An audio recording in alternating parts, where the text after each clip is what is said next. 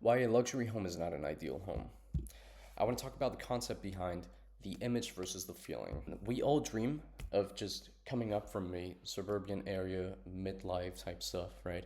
And coming up from small to just massive, making it, just making it. That's everybody's dream, right? Is to just live in this beautiful home because it is beautiful. I'll tell you right now, it's beautiful to look at, right? But these places, and that is the whole concept of this video, these places are just not livable, right? As we commonly say in other contexts, but it applies still here. The same principle just still matters, which is it's not the size of the boat, man. It's the motion of the ocean, meaning that it's not how big the house actually is, it's just how it feels inside of it. Because these places are just basically made for architects for, I don't know, their little portfolios or whatever, which are just sick. I'll tell you right now, they're incredible. But these are not made for human nature. They're just made for photographs, right? And so these dreams that we have, these dreams of status, of like, oh yeah, I have a bigger house than you do, it's just silly nonsense, right? Because I want to talk about the idea of a desired path, which is this little path in the grass that shows up when hundreds and hundreds of people just walk over it constantly, that the grass just stops growing there, right? And it just shows the shortcut behind the intended actual path, which was made by some architects or construction workers or whatever at the time. And you can see that it's just shortcuts because they just work better. Sorry, I was gonna just curse there. They just work better uh, for human nature. That's just how we people move, right? So that is how we should just be designing these houses just for this idea instead of just pleasingly um, make it into some portfolio, right? Because it's just not human nature. It's just not how we work, right? I want to talk about the idea of the empty feeling of nothing. Because if we think about the essentials of a home, right, we just have the bedroom, kitchen, dining room, slash living room, and bathroom. That's basically the essentials, right?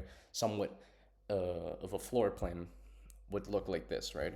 You have three bedrooms, obviously, depending on how many kids you have, kitchen, dining, living room, two bathrooms. That's about it, right? But if we talk about a luxury home, we see all these just it's just too grand, man. This is just overly done. There's just some things that are just too big for human nature to even just be useful, right? It just becomes empty, wasted space, right? Because there's no need for like, I don't know, 20 kitchens, right?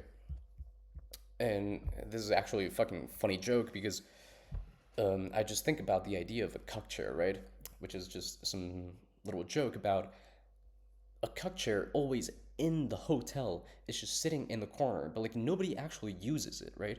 And it's the same thing as guest rooms, but not even guest rooms. It's just like these houses just have like three kitchens, seven bathrooms, um, I don't know, five extra bedrooms that just nobody needs, right?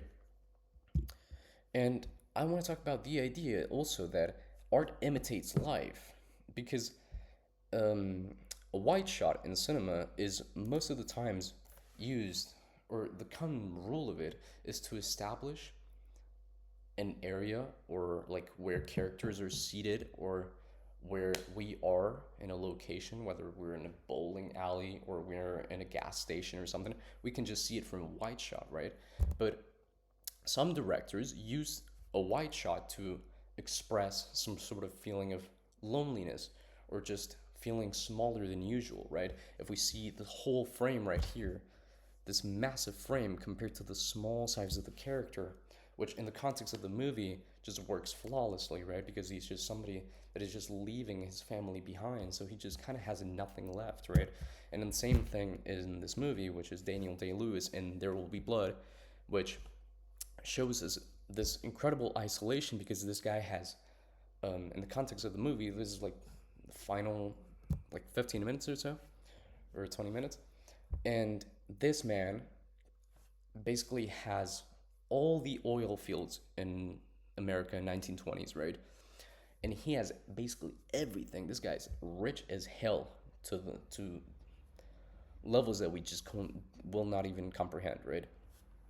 But he has nothing left. This man became so isolated during the whole movie, and he was just so greedy that just ended up doing nothing for himself, and then just obviously lives in this massive luxury home, but actually deep inside he's just emotionally dead, right? And so that's kind of just, it reminds me of these sorts of videos of a luxury home where they almost just feel dystopian, dysfunctional, dehumanized in our human nature, right? It's just, look at this man. Look, who has ever sat here in this chair, and who will ever sit? You know what I mean? Like, it just doesn't make any sense at all. They just feel like we do not learn from these films. We just want to go grand and grand and grand, while it just in reality does not make sense at all for us. Oh, what's that? Like and subscribe, guys. I would appreciate it a lot. Thank you so much. I was talking about the idea also that mess is good, right? Because if we think about a family of three or something like that, or of three kids, I mean, just everything is messy. Everything is just, there's a blanket over here, then this kid has like toys over there, and it just like, you'd think that would drive you nuts, right?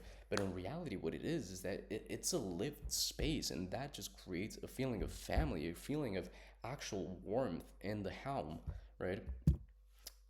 Because the idea of a non-place, there's this concept called non-place, where if we think about, for example, an airport or a mall, it's it's a place where it's obviously lived by hundreds of people a day, hundreds and thousands, right? Because everybody is just full. Everybody just walks up and down, up and down, up and down.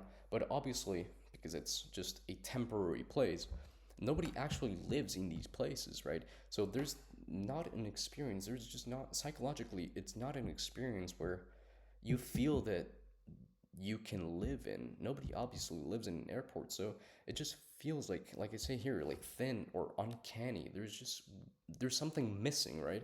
And I'm talking about the idea of uncanny valley, which is this feeling where there's something that remotely seems human, but at the same time there's something missing. Like there's something really odd and almost terrifying about it, where we can see that it just irritates us inside. Like, oof, there's something just weird, right?